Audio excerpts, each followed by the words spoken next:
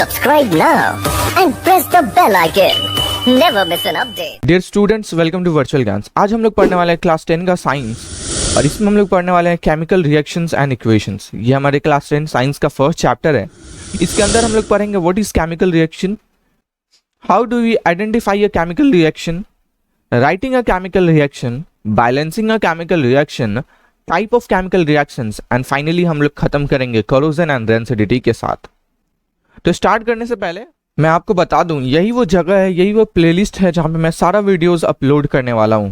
इससे पहले मैंने सिलेबस के बारे में डिस्कशन कर लिया है। मैथ्स का first chapter real number and maths का सेकंड चैप्टर पॉलिनोमियल के बारे में भी डिस्कस कर लिया है, जो बहुत ही ज़्यादा इंटरेस्टिंग वीडियो है। पूरा का पूरा डिजिटल ब्लैक बोर्ड पर मैंने पढ़ाया हुआ है, और साइंस भी पूरा का पूरा डिजिटल ब्लैक बोर्ड पर चलने वाला है।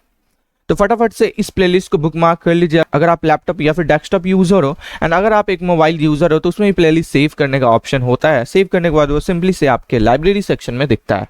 तो चलिए शुरू करते हैं अपने आज के चैप्टर के साथ।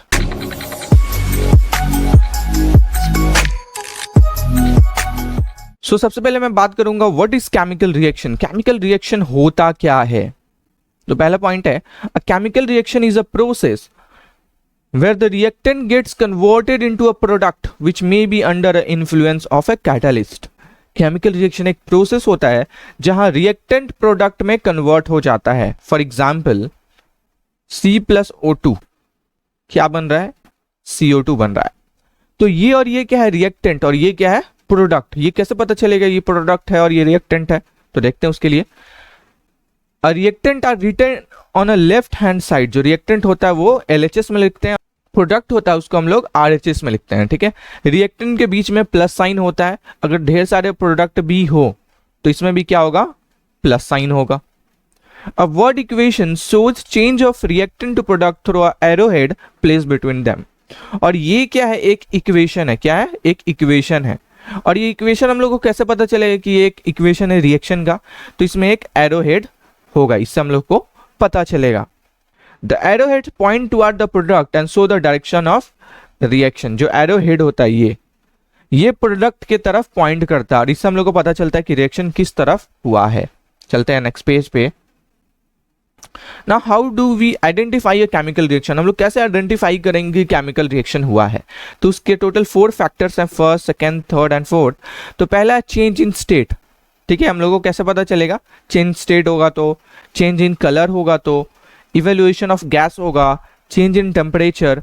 अगर सपोज करो कोई रिएक्टेंट गैसेस स्टेट में है, वो लिक्विड में कन्वर्ट हो गया या फिर लिक्विड से गैस में कन्वर्ट हो गया, तो हम लोग पता कर पाएंगे कि केमिकल रिएक्शन हुआ है। अगर उसका कलर चेंज हो रहा है, ब्लू से रेड में, रेड से ब्लू में, तो उसका कलर चेंज हो रहा है। अगर उसमें से गैस इवॉल्व हो रहा है तो केमिकल रिएक्शन हुआ है। अगर उसके टेम्परेचर में चेंज हो रहा है तो केमिकल रिएक्शन हुआ है। स्टार्टिंग में सपोज करो ठंडा था, जब हम केमिकल रिएक्शन करवाया तो क्या हो गया? हीट हो गया। ठीक है, तो ये सारे फैक्टर्स हैं, हम लोग को आइडेंटिफाई करने के तरीके हैं। सो केमिकल रिएक्शन दिया किसने था? एंटोनी लेवोजियर ने, जो एक साइंटिस्ट थे। देखते हैं। According to law of conservation of mass, matter can neither be created nor be destroyed in a chemical reaction. जब भी कोई केमिकल रिएक्शन होगा, जैसे C+O2 क्या बन रहा? CO2।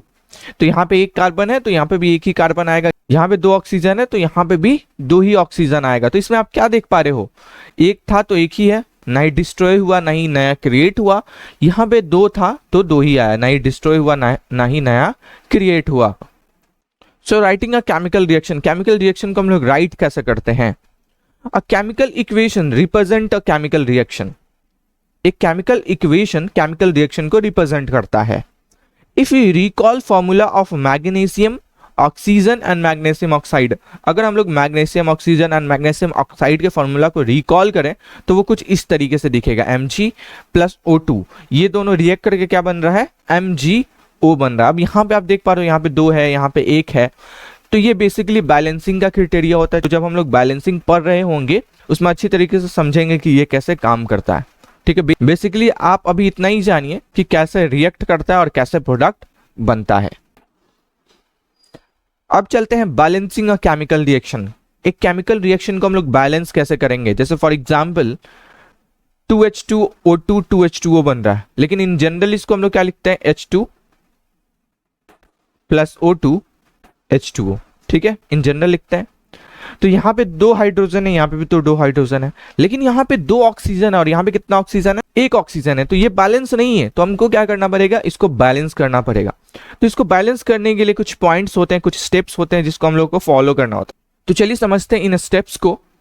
मेरे पास है यही वाला केमिकल इक्वेशन जिसमें H2O2 है जो H2O बना रहा है, ठीक है। तो बैलेंस करने के लिए हम लोग क्या करेंगे, एक टेबल बनाएंगे। यहाँ पे क्या बनाया मैंने, एक टेबल बनाया हुआ है। टेबल में जितने एलिमेंट होंगे उतने हम लोग को रॉस दे देना है। चूंकि 2 है तो मैंने 2 रॉस दे दिया। अब उसके बाद पहला जो कॉलम बनेगा एलिमेंट का बनेगा, दूसरा कॉलम रिएक्टेंट साइड का बनेगा और तीसरा कॉलम प्रोडक्ट साइड का बनेगा। ये 3 कॉलम बनने वाले हैं। सो रिएक्टेंट साइड में हाइड्रोजन कितना है, 2, मैंने 2 लिखा, ठीक है। रिएक्टेंट साइड में ऑक्सीजन कितना है, वो भी 2 है, मैंने 2 लिखा। प्रोडक्ट साइड में हाइड्रोजन कितना है, 2, मैंने 2 लिखा। प्रोडक्ट साइड में ऑक्सीजन कितना है, 1, मैंने 1 लिखा, ठीक है। इतना काम हो गया। उसके बाद आप देखोगे कौन अनइक्वल है, ऑक्सीजन क्या है, अनइक्वल है, तो इसको इक्वल करेंगे। इक्वल करने के लिए क्या करना पड़ेगा, इसमें 2 से मल्टीप्लाई करना पड़ेगा। तो इसमें 2 से मल्टीप्लाई किए तो ये क्या हो गया, ऑक्सीजन 2 हो गया। लेकिन अगर आप ध्यान से देखो तो ऑक्सीजन और हाइड्रोजन क्या एक साथ है, तो 2 से किस में मल्टीप्लाई होगा, ये पूरे टर्म में मल्टीप्लाई होगा। तो पूरे टर्म में मैंने 2 से मल्टीप्लाई कर दिया। अब जैसे ही पूरे टर्म में 2 से मल्टीप्लाई हुआ तो हाइड्रोजन में भी तो 2 से मल्टीप्लाई हो गया, तो हाइड्रोजन में भी मेरे को 2 से मल्टीप्लाई करना पड़ेगा, ठीक है। तो प्रोडक्ट साइड का हो चुका है। अब आप देखिए कि प्रोडक्ट साइड में ऑक्सीजन 2 और यहाँ रिएक्टेंट साइड में भी ऑक्सीजन 2, लेकिन प्रोडक्ट साइड में हाइड्रोजन कितना हो गया, 4, रिएक्टेंट साइड में कितना है, 2। तो इसमें मेरे को किससे मल्टीप्लाई करना पड़ेगा, 2 से मल्टीप्लाई करना पड़ेगा। और 2 से मैंने किस में मल्टीप्लाई किया, हाइड्रोजन में, तो हाइड्रोजन में 2 से मल्टीप्लाई कर दो। अब देखो ये बैलेंस हो चुका है। हाइड्रोजन कितना है, 2 2 4, इधर भी 2 2 4, ऑक्सीजन कितना है, 2, और इधर भी ऑक्सीजन 2। तो इस तरीके से हम लोग बैलेंसिंग करते हैं। और एक और चीज, जब भी बैलेंसिंग होता है तो इसमें गैसियस, लिक्विड, एक्वस, सॉलिड, ये सब भी चीजें हमको लिख देनी पड़ती है, ठीक है। जैसे ये सॉलिड फॉर्म में है, ठीक है, ये गैस फॉर्म में है, ये गैस फॉर्म में है। तो 2 गैस फॉर्म में था और किस फॉर्म में बनाया, सॉरी ये लिक्विड फॉर्म में बनाया। तो इससे हम लोग को और भी अच्छी तरीके से पता चल पाता है कि एक्चुअल में रिएक्शन में हो क्या रहा है, ठीक है। अब हम लोग देखते हैं types of chemical reaction. Chemical reaction कितने टाइप के होते हैं, तो बेसिकली केमिकल रिएक्शन 5 टाइप के होते हैं। Combination reaction, decomposition reaction, displacement reaction, double displacement reaction and redox reaction. तो सबको एक एक करके हम लोग देखते हैं कौन क्या होता है। सबसे पहले मैं बात करना चाहूंगा कॉम्बिनेशन रिएक्शन के बारे में। तो वो होता क्या, देखते हैं। When 2 reactant combine to form a product it is called a combination reaction. जब 2 रिएक्टेंट कंबाइन होकर के एक प्रोडक्ट बनाता है उसको कॉम्बिनेशन रिएक्शन बोलते हैं। जैसे यहाँ पे कैल्शियम ऑक्साइड और वाटर, ये दोनों रिएक्ट करके एक प्रोडक्ट बना रहा है, तो ये क्या है, कॉम्बिनेशन रिएक्शन है।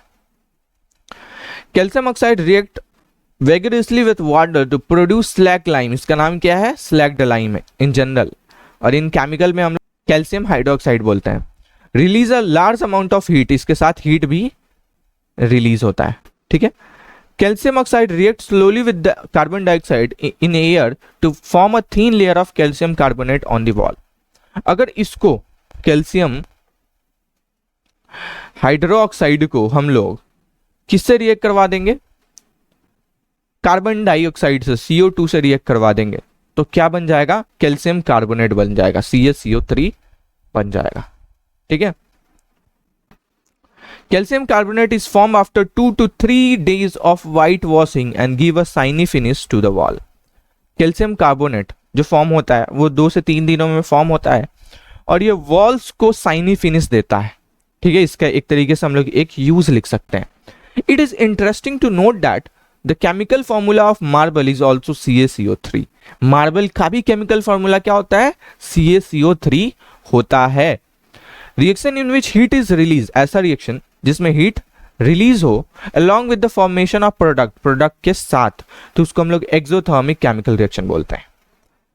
Burning of natural gas and the decomposition of vegetable matter into compost are also an example of exothermic reaction. Natural gas को हम लोग बर्न करें या फिर वेजिटेबल का डीकंपोज हो, ठीक है, तो उसमें क्या होता है, हीट रिलीज होता है, तो एक्सोथर्मिक रिएक्शन उसको बोलते हैं। Endothermic reaction are those reaction in which heat is absorbed, और इंडोथर्मिक रिएक्शन ऐसा रिएक्शन होता है जिसमें हीट एब्सॉर्ब होता है। तो बेसिकली एक्सोथर्मिक क्या होता है जिसमें हीट रिलीज होता है, और इंडोथर्मिक क्या होता है जिसमें हीट एब्सॉर्ब होता है। चलते हैं next. During digestion food is broken down into simpler substance. जब डाइजेशन होता है, जब भी आप खाना खाते हो तो वो डाइजेस्ट होता है, तो डाइजेशन के समय में जितने आपने फूड खाया है वो छोटे छोटे सबस्टेंस में कन्वर्ट होता है। For example rice, potato, bread contain carbohydrate. इन सब में क्या होता है, कार्बोहाइड्रेट होता है। This carbohydrates are broken down to form glucose. ये सारे कार्बोहाइड्रेट ग्लूकोज में कन्वर्ट हो जाते हैं। This glucose combine with oxygen, ये ग्लूकोज ऑक्सीजन के साथ कंबाइन होता है एंड आपके बॉडी को एनर्जी प्रोवाइड करता है और हीट भी रिलीज होता है। इसको हम लोग इंडोथर्मिक रिएक्शन बोलते हैं। सो अब मेरा टॉपिक है डीकंपोजिशन रिएक्शन। यहाँ पे डीकंपोजिशन रिएक्शन होगा, डिस्प्लेसमेंट रिएक्शन नहीं होगा। सो डीकंपोजिशन रिएक्शन क्या होता है, जब कोई प्रोडक्ट रिएक्टेंट में टूट जाता है तो उसको हम लोग डीकंपोजिशन रिएक्शन बोलते हैं। देखो, in this reaction you can observe that a single reactant break down into a simpler product. एक रिएक्टेंट था, छोटे छोटे प्रोडक्ट में क्या हो गया, टूट गया है। इसको हम लोग क्या बोलते हैं, decomposition reaction. Ferrous sulphate crystal FeSO4 7H2, इसका नाम क्या है, ferrous sulphate crystal. Loose water when heated, जब हम लोग इसको हीट करते हैं तो वाटर लूज करता है and the colour of the crystal changes, and इसका कलर क्या हो जाता है, चेंज हो जाता है। It then decompose to form ferric oxide and then ferric oxide बन जाता है। इससे हीट किया, फेरिक ऑक्साइड बन गया, साथ ही साथ sulphur dioxide and sulphur trioxide भी बना। Decomposition of calcium carbonate, calcium carbonate का अगर हम लोग डीकम्पोजिशन करेंगे तो क्या बनेगा, calcium oxide and carbon dioxide बनेगा। ठीक है। On heating is an important decomposition reaction, इसको हीट करने पे ये बन रहा है और ये इंपॉर्टेंट डीकम्पोजिशन रिएक्शन है। यूज इन वेरियस इंडस्ट्री, और इसका यूज हम लोग बहुत सारे इंडस्ट्रीज में करते हैं। कैल्शियम ऑक्साइड को हम लोग क्विकलाइम भी बोलते हैं। इट हैज मेनी यूजेस, इसके बहुत सारी यूजेस हैं, जैसे मैन्युफैक्चर ऑफ सीमेंट, सीमेंट बनाने में। When a decomposition reaction is carried out, जब डीकम्पोजिशन रिएक्शन कैरिड आउट करते हैं हीटिंग के मदद से, it is called thermal decomposition. तो इसको हम लोग थर्मल डीकम्पोजिशन रिएक्शन बोलते हैं। अब हम लोग देखते हैं इलेक्ट्रोलाइटिक डीकम्पोजिशन। इलेक्ट्रोलाइटिक डीकम्पोजिशन क्या होता है, तो बेसिकली इलेक्ट्रोलाइटिक डीकम्पोजिशन क्या होता है कि अगर कोई प्रोडक्ट में हम लोग इलेक्ट्रिसिटी पास करवा दें तो वो छोटे छोटे पार्टिकल में टूट जाए, तो इसको हम लोग क्या बोलेंगे, electrolytic decomposition reaction. For example H2O में अगर आप इलेक्ट्रिसिटी पास करवा दोगे तो क्या बनेगा, H2 प्लस O2 अलग अलग पार्ट में कन्वर्ट हो गया। तो बेसिकली ये इलेक्ट्रोलाइटिक डीकम्पोजिशन का एक एक्सपेरिमेंट है जिसको आप गो थ्रू कर सकते हो। नेक्स्ट चलते हैं हम लोग। फोटोलाइसिस डीकम्पोजिशन या फिर थर्मल डीकम्पोजिशन क्या होता है, जब भी कोई प्रोडक्ट में हम लोग हीट प्रोवाइड करते हैं तो वो छोटे छोटे प्रोडक्ट में कन्वर्ट हो जाता है, इसको हम लोग थर्मल डीकम्पोजिशन रिएक्शन बोलते हैं। फॉर एग्जाम्पल AgCl है, AgCl को जब हम लोग हीट पास करवाएं तो क्या बना, Ag और Cl बना, मतलब छोटे छोटे पार्ट में कन्वर्ट हो गया। Photolytic reaction are use in black and white photography, इसको ब्लैक एंड व्हाइट फोटोग्राफी में इसका यूज करते हैं। The decomposition reaction require energy either in the form of heat, इसमें एनर्जी चाहिए होता है हीट में या फिर लाइट में या फिर इलेक्ट्रिसिटी में, छोटे छोटे रिएक्टेंट में कन्वर्ट होने के लिए। Reaction in which energy is absorb, ऐसा रिएक्शन जिसमें एनर्जी एब्जॉर्ब होता है उसको हम लोग इंडोथर्मिक रिएक्शन बोलते हैं। अब देखते हैं डिस्प्लेसमेंट रिएक्शन क्या होता है। फॉर एग्जाम्पल यहाँ पे ZnH2S है ना, ये क्या हो रहा है, जब रिएक्ट हो रहा है तो Zn क्या कर रहा है, H2 को डिस्प्लेस कर रहा है, तो H2 हो गया अलग और H2 के जगह Zn आ गया। तो basically when an element displaces another element from its respective compound, मतलब कोई एलिमेंट एक दूसरे एलिमेंट को डिस्प्लेस करता है उसके रिस्पेक्टिव कंपाउंड से of lower reactivity, it is said to be displacement reaction. इसका रिएक्टिविटी क्या है, ज्यादा है और इसका कम है, इसी वजह से डिस्प्लेसमेंट हो रहा है। अगर इसका ज्यादा रहता, इसका कम रहता तो डिस्प्लेसमेंट नहीं होता। डिस्प्लेसमेंट रिएक्शन के कुछ यहाँ पे एग्जाम्पल हैं, जहाँ Zn डिस्प्लेस कर रहा है, यहाँ Al डिस्प्लेस कर रहा है, यहाँ Fe डिस्प्लेस कर रहा है, यहाँ Pb डिस्प्लेस कर रहा है। अब हम लोग देखते हैं डबल डिस्प्लेसमेंट रिएक्शन। ये क्या होता है? Reaction in which there is an exchange of ion between the reactant are called double displacement reaction. Ion के बीच में एक्सचेंज होता है, उसको हम लोग डबल डिस्प्लेसमेंट रिएक्शन बोलते हैं। मतलब Ag Na की जगह आ जाएगा, Na Ag की जगह आ जाएगा, यहाँ पे आप देख सकते हो। और एक और इंपॉर्टेंट पॉइंट है, ऐसा रिएक्शन जिसमें इनसॉल्युबल सबस्टांस फॉर्म होता है, यानी हम लोग उसको प्रिसिपिटेट बोलते हैं, ठीक है। तो ऐसे रिएक्शन को हम लोग प्रिसिपिटेशन रिएक्शन बोलते हैं। नाउ ऑक्सीडेशन एंड रिडक्शन क्या होता है? तो ऐसा रिएक्शन जिसमें ऑक्सीडेशन एंड रिडक्शन होता है उसको रेडॉक्स रिएक्शन बोलते हैं। तो इसको बहुत ही अच्छी तरीके से हम लोग समझते हैं। फॉर एग्जाम्पल, आपने एक एलिमेंट को दूसरे एलिमेंट से रिएक्ट करवाया, तो क्या बना? तीसरा एलिमेंट बना। तो क्या हो रहा है कि अगर इस एलिमेंट में ऑक्सीजन जुड़ रहा है या फिर इस एलिमेंट से हाइड्रोजन रिमूव हो रहा है, तो इसको हम लोग ऑक्सीडेशन रिएक्शन बोलेंगे। और इस एलिमेंट में ऑक्सीजन ऐड हो रहा है और ऑक्सीजन रिमूव हो रहा है, तो इसको हम लोग रिडक्शन रिएक्शन बोलेंगे।